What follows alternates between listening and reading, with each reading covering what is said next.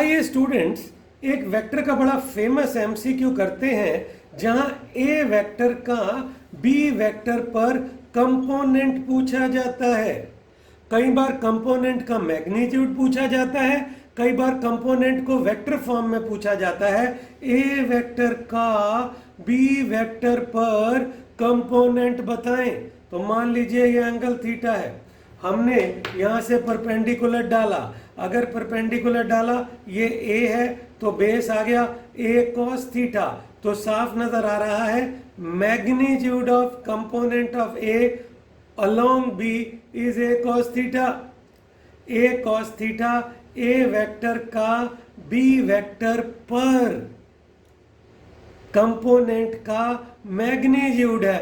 लेकिन सर अगर हमें थीटा पता ना हो तो हम क्या करेंगे? हम अगले स्टेप में लिखेंगे A dot b is a b cos theta. यहां से a cos थीटा निकाल लेंगे। a cos थीटा आया a dot b by b. तो कमाल हो गया, a वेक्टर का b वेक्टर पर कंपोनेंट का मैग्नीट्यूड है a dot b by b.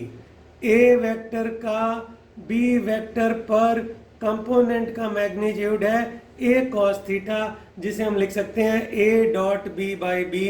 a cos theta is a dot b by b, a dot b by b. Sir अगर इसको वेक्टर फॉर्म में लिखना हो तो ये जो कंपोनेंट आप देख रहे हैं ये b वेक्टर की तरफ है। तो हम वेक्टर फॉर्म में अगर लिखना चाहें, इसे हम c मान लेते हैं। c is a cos theta into b cap, where b cap is the direction of b vector. So C vector, the component is a cos theta is a dot b by b, b cap. So C vector is a dot b by b, b cap is b vector divided by b। Vector algebra, unit vector b की direction में क्या होता है? b vector divided by magnitude of b।